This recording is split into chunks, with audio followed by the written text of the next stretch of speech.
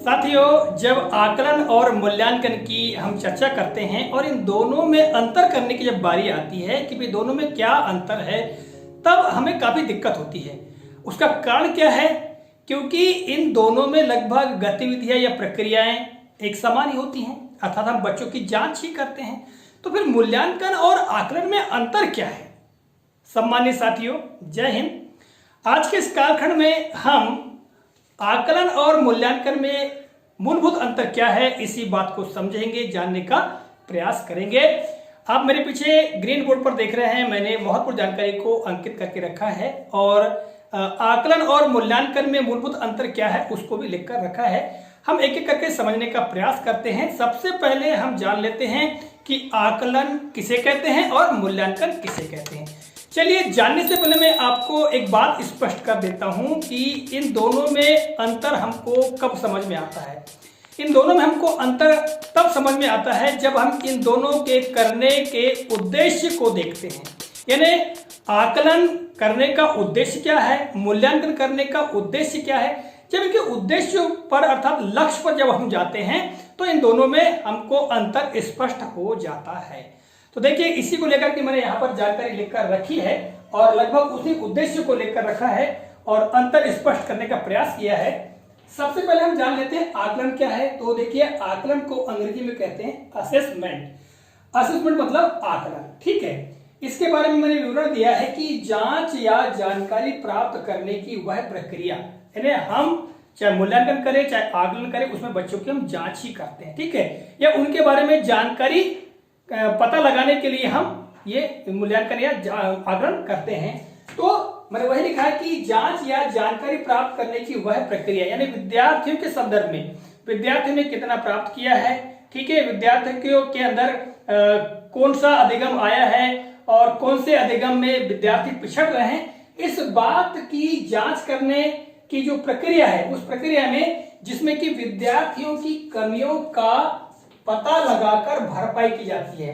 देखिएगा, जब हम इस तरह से जांच करते हैं या पता लगाने का प्रयास करते हैं कि विद्यार्थी में कहां कमी रह गई है, अर्थात किसी अवधारणा या किसी पाठ को सीखने में प्राप्त करने में कहां कमी रह गई है, ठीक है, उस कमी का जब हम पता लगाते हैं और पता लगा करके फिर हम उसकी भरपाई करते हैं।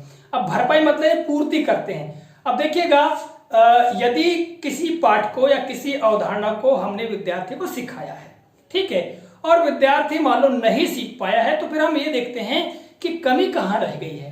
भाई कमी वहां रह गई है, हो सकता है कि भाई हमारी जो पढ़ाने की तकनीकी है, यानी हमारी जो मेथड है, उसमें कोई कमी होगी। तो हम अपनी जो पढ़ाने की प्रक्रिया है, मेथड है, उसको परिवर्तित करते हैं।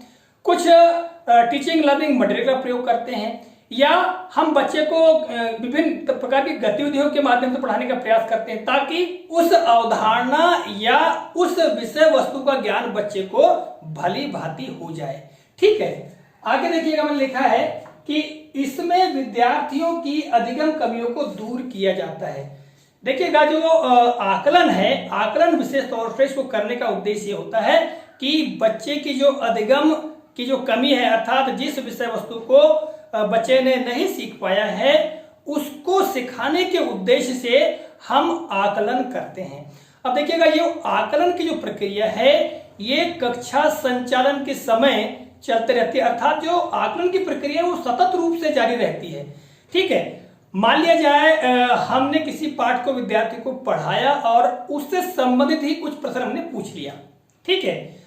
हम प्रश्न क्यों पूछते हैं? हमारा प्रश्न करने का उद्देश्य ये होता है कि हम ये जांच सके कि हमने जो कुछ भी पाठ पढ़ा है, कहानी बताया विद्यार्थी को, तो उसने उसको ग्रहण किया है या नहीं किया है, वो उसके बारे में बता पाता है या नहीं बता पाता, इस बात के लिए हम प्रश्न करते हैं। तो यही एक प्रकार का क्या हुआ, आकलन हुआ। आकलन हम कई तरीके से करते हैं, ऐसा नहीं कि केवल प्रश्न ही पूछना है, ठीक है। हम कई तरह की गतिविधियां भी करवा लेते हैं, ठीक है।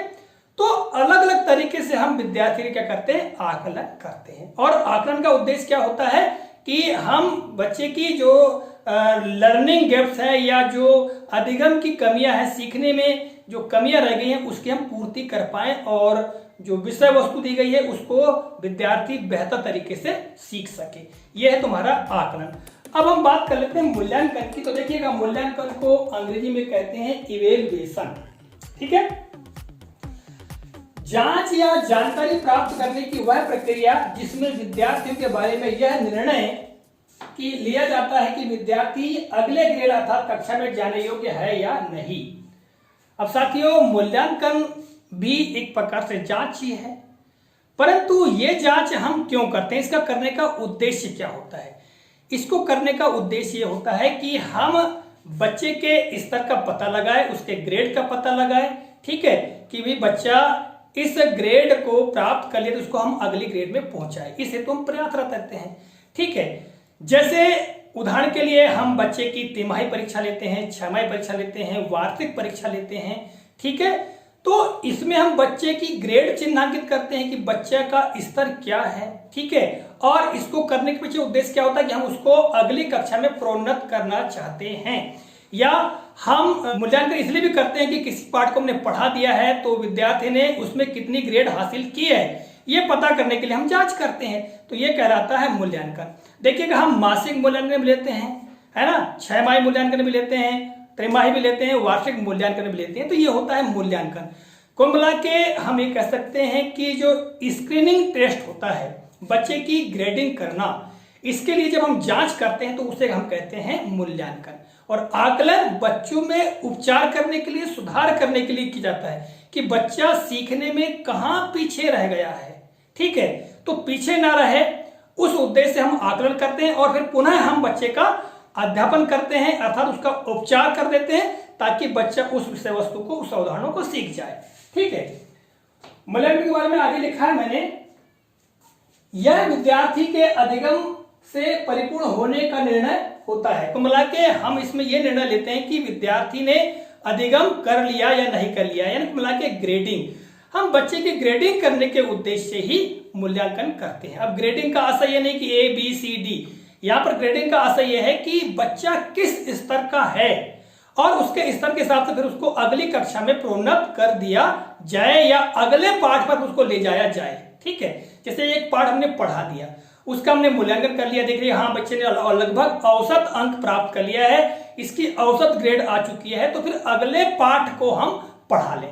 इसलिए आपने देखा होगा कि हम साप्ताहिक मूल्यांकन भी कर सकते हैं, कभी कभी पाक्षिक भी करते हैं या मासिक मूल्यांकन भी करते हैं।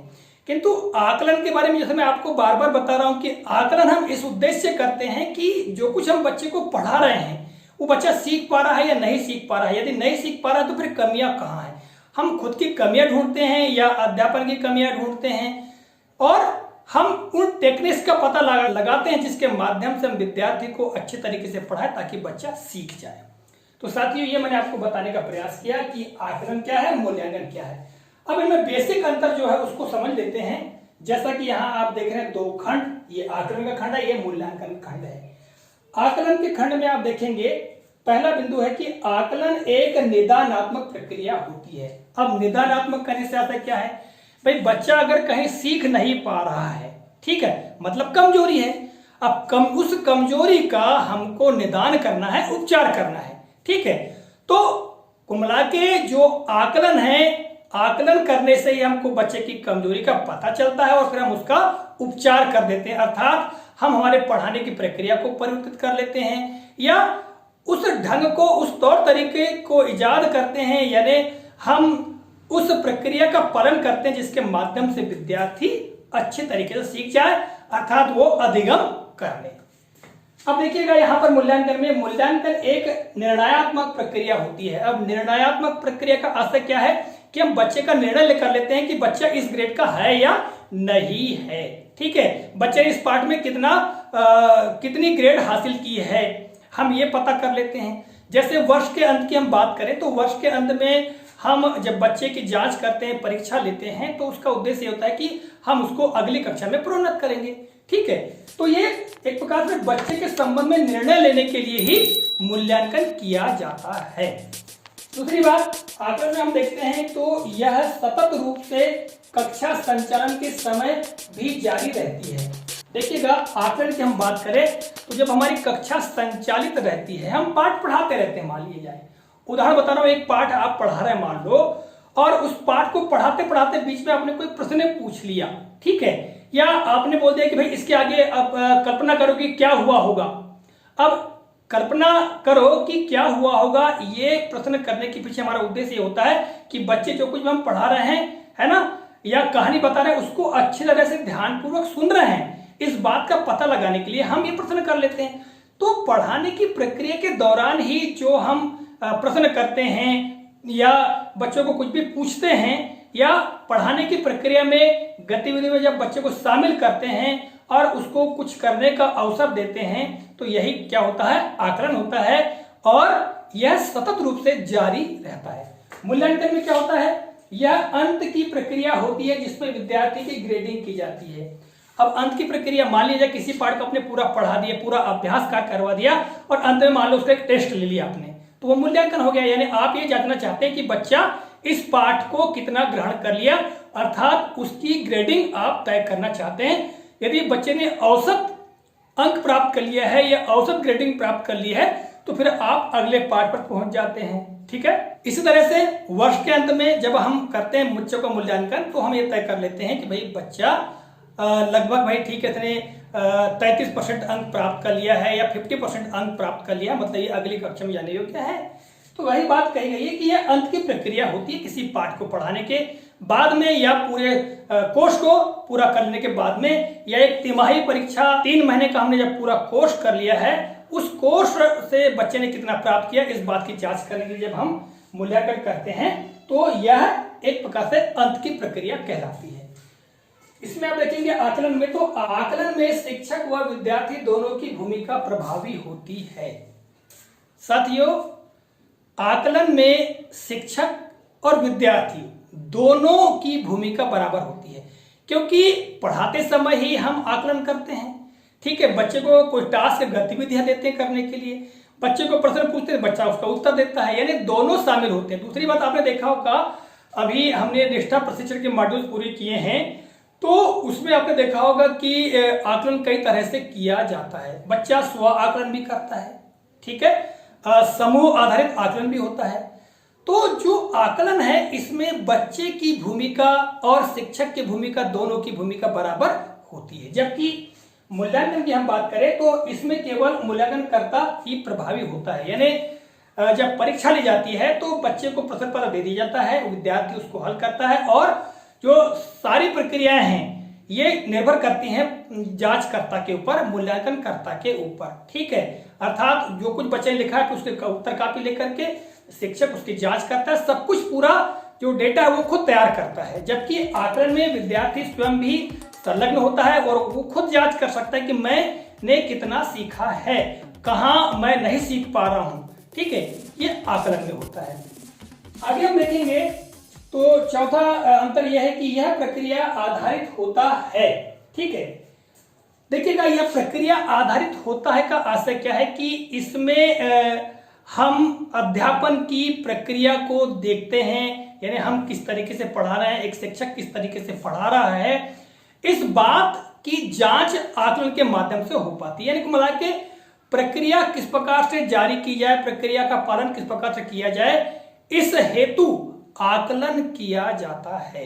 जबकि यहां पर क्या है, यह उत्पाद आधारित होता है। उत्पाद आधारित मतलब वर्ष के अंत में हमने विद्यार्थी को जो कुछ पढ़ाया, तो विद्यार्थी ने कितना सीख लिया है, कितना आउटपुट निकल कर आया है। ठीक है, इसमें आउटपुट की बात नहीं है, इसमें तो केवल क्या है, हम प्रक्रिया में सुधार करना चाहते हैं कि भाई जो कुछ भी हम पढ़ा रहे हैं, जिस तरीके से हम पढ़ा रहे हैं, तो विद्यार्थी उसको कितने अच्छे तरीके से सीख पा रहा है, यानी हमारी पढ़ाने की पद्धति, प्रक्रिया सही है या नहीं, या उसमें कुछ सुधार करने की आवश्यकता है।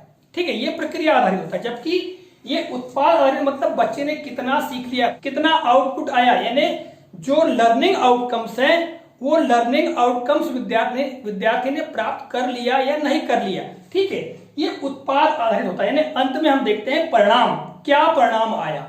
ठीक है, यह इसको हम कह सकते हैं परिणाम आधारित होता है। अंत में हम देखते हैं आकलन में यह सुधारात्मक प्रक्रिया अनुसार चलता है। यानी कुल मिला के जैसे मैंने आपको प्रारंभ में बता दिया, बच्चे में सुधार करने की प्रक्रिया को लेते हुए आकलन किया जाता है। इन्हें आकलन करने का उद्देश्य यही होता है कि हम बच्चे में सुधार कर सके, जहां बच्चा पीछे रह रहा है, जो कुछ वह सीख नहीं पा रहा है, जहां अधिगम नहीं कर पा रहा है, तो बच्चा अधिगम प्राप्त कर सके, उसमें सुधार आ सके, इसके लिए हम सतत रूप से उसका आकलन करते रहते हैं। इसमें यह परिणाम मूलक होता है, अर्थात अंत में हम देखते हैं कि क्या परिणाम निकल कर आया। पूरा पाठ, पूरा कोर्स कंप्लीट करा देने के पश्चात बच्चे ने कितना सीखा, क्या परिणाम निकल कर आया, इसके लिए हम क्या करते हैं, मूल्यांकन करते हैं। सम्मानित साथियों, इस कालखंड में मैंने आपको आकलन और मूल्यांकन के संदर्भ में महत्वपूर्ण जानकारी प्रदान की है। आशा करता हूं यह जानकारी आपको उपयोगी लगी होगी। मिलेंगे अगले कालखंड में किसी नए प्रकरण, नई जानकारी के साथ। तब तक नमस्कार, जय हिंद, वंदे मातरम।